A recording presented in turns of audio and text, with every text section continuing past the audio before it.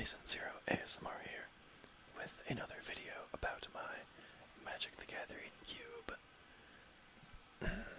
So, today we'll be covering the black cards as we are going in Wooburg order. So we did white, then blue, now on to black. So, just like last time, we will start off with the rares, of which there are 7 each color.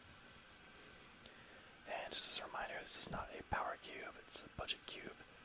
Lots of interesting cards that are worth almost nothing. So our first one is Soul Flare. It's a 4/4 for 6 creature demon with Delve. So we can exile cards from our graveyard to help pay for it. And if those creatures had flying, first strike, double strike, death touch, haste, hexproof, indestructible, lifelink, reach, trample, or vigilance, this creature will gain any of those abilities. So it could be a cool build around card. Definitely a very interesting pick in a draft. Despoiler of Souls is a 2-mana 3/1 horror. It can't block. You can pay 2 and exile 2 other creatures from your graveyard to return Despoiler of Souls to the battlefield. It's an interesting thing that always comes back. Gildleaf Winnower is a 5-mana 4/3 elf warrior with menace. When it enters the battlefield, you may destroy target non-elf creature whose power and toughness are not equal. Good card for the elf tribal, which is in green and black and a little bit of white. It's a removal spell on a stick. Fate Unraveler is a 4-mana 3/4 enchantment creature. When an opponent draws a card, this card deals 1 damage to that player. Profane Command. I love the commands because they give options. It's X and 2 black for a sorcery. Choose 2. Target player loses X life. Return target creature card with converted mana cost X or less from your graveyard to the battlefield. Target creature gets -X until end of turn, or up to X target creatures gain fear until end of turn. So some nice versatility in black. Remorseless Punishment is a 5-mana sorcery. Target opponent loses 5 life unless that player discards 2 cards or sacrifices a creature or planeswalker. Repeat this process once, so they can lose 10 life or have to sacrifice some other stuff, which is nifty. Our last one is Mardu Strike Leader. It's a 3-mana 3/2 human warrior. It's nice for the Black-White Warriors deck. When it attacks, you put a 2/1 Black Warrior creature token on the battlefield. It also has dash for 4, if you want to just dash it out there. That's all of our rares. Now we go to all the others. Unyielding Grumar is a 4-mana 3/3 warrior. You can pay 2 to give it first strike till end of turn. Decent big beater for the warrior tribe. Mardu Shadowspear is a 1/1 warrior for 1. When it attacks, the opponent loses 1 life, and you can dash it for 2. Anti-Snitch is a 3-mana 3/1 goblin rogue. Can't block. Has prowl, so you can pay reduced cost if you dealt damage with a goblin or rogue. And whenever a goblin or rogue deals damage to a player, you can return this from your graveyard to your hand. So it comes back. Speaking of which, we then have Gravedigger. Can help bring us back a creature from the graveyard to our hand, which is nice. Kermeg Angler is an awesome card in Pauper. It's a 7-mana 5/5 with Delve. Huge creature that can be delved. So that's just a big black beater.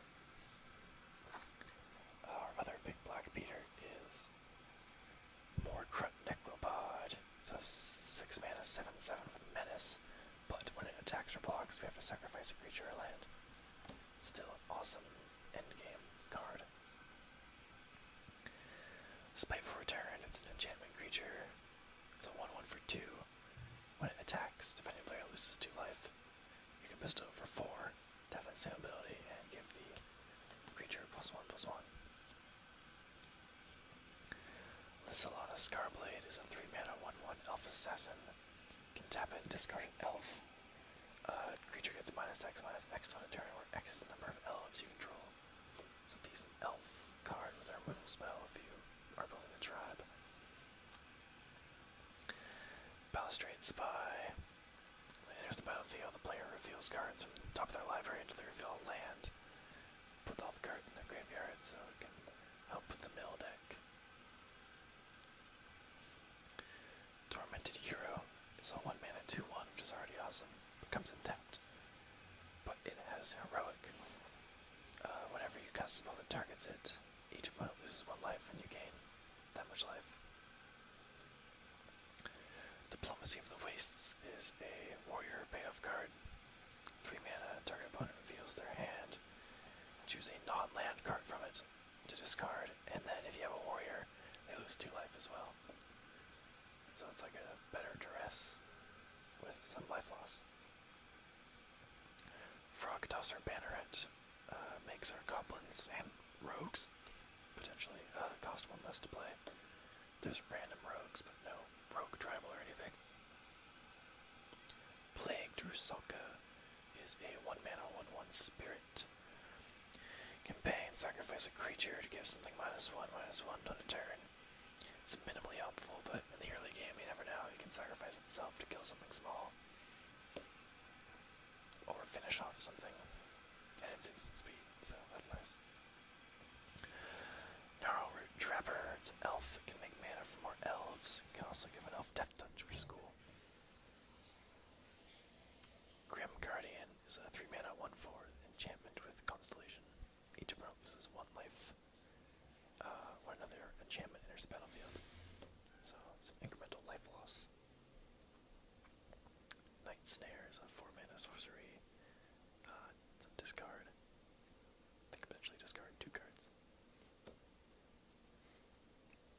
Ravenous Trap goes okay in the mill deck and prevents your opponent from using their graveyard. Exile cards in the target player's graveyard. You can potentially pay 0 for it if you're in the mill strategy and doing well. Devouring Greed is a sorcery and an arcane. There's a few things that interact with that.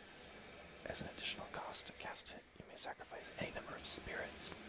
The target player loses 2 life plus 2 life for each spirit sacrificed, and you gain that much. It's actually pretty sweet for 4 mana. Archetype of Finality, 6 mana, gives all of our creatures Death Touch, which can be cool. Reassembling the Skeleton can return itself from the graveyard, which is nice for recursion decks. Cutthroat Maneuvers is kind of expensive, but it gives up to 2 creatures +1/+1 and lifelink on a turn, which can make a nice swing of life. Gain quite a bit from that. And if you're targeting heroic cards, it's nice. Bludgeon Rager is a 2/2 warrior for 2. When it attacks, each warrior that you control has menace, basically. Thornbow Archer is a 1-mana 1/2, but it's basically like a 2/2 because when it attacks, if your opponent doesn't control an elf, they lose a life. So that's a nice card in the elf deck. And of course, Nanduko Husk for sacrificing. Sacrifice isn't a big theme, but you can make it work. Eyeblight's Ending, destroy target non-elf creature. It's a tribal instant. Morbid Plunder. Pretty cheap way to return some creatures to your hand from your graveyard. This is one of the cheaper spells that I found for it, so figured to put that in. Murderous Cut is good removal. It has Delve to destroy a creature. There's quite a few tokens in the cube, so Illness in the Ranks is 1 mana to give creature tokens -1/-1, and it's an enchantment, which is pretty nice. That kills a lot of the tokens and weakens a lot of the rest. Death Rattle is an interesting card. It's a 6 mana instant with Delve to destroy a non-green creature. It can't be regenerated. It's mostly in here for the Delve, because I like that mechanic quite a bit. Raid the Bones is a great black draw card. Scry 2, then draw 2. You lose 2 life for 3 mana sorcery. I like it quite a bit in Constructed and in a situation like this. Raiders Spoils is another warrior payoff card. It's not great. It gives your creatures +1/+0 for 4 mana. And when warriors deal combat damage to a player, you can pay a life and draw a card. It's kind of expensive for that effect, but it's nice to include if you're drafting warriors. Hirobi's Whisper is an arcane. If you control a swamp, which you should, you can destroy target non-black creature. You can splice into arcane by exiling 4 cards from your graveyard. So if you happen to get multiple arcane spells, this one is interesting to get off.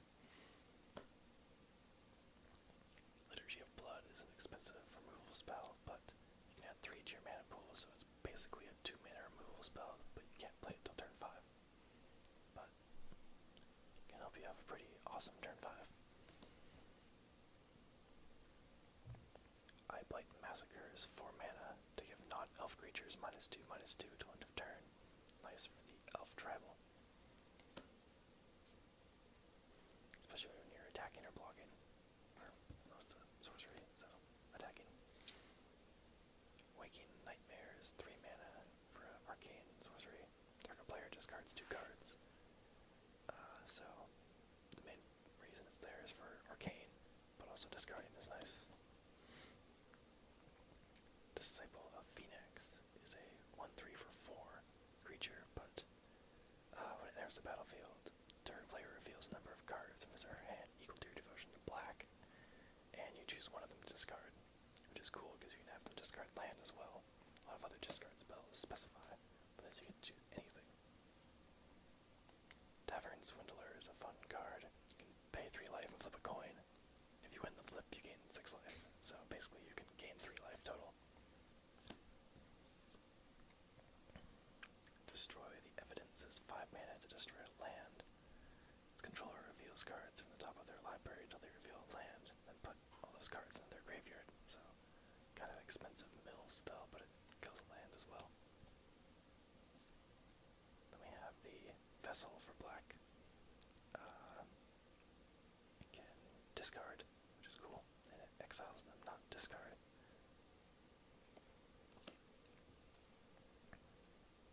Undercity Informer. Pay 1 and sacrifice a creature, and target player mills until they find a land, then put everything in their graveyard. So some good creatures for that. This one's probably for the warrior deck. It's 1 mana instant. Target opponent loses 1 life for each attacking creature you control, and you gain that much life. So it's nice for token strategies and stuff. Maybe black-white. Zombie Infestation. It's 2 mana for an enchantment. Enchantments are nice. You can discard 2 cards to get a 2/2 zombie. It can be nice if you have lots of cards but nothing to play. And of course if you have ways to bring back stuff from the graveyard.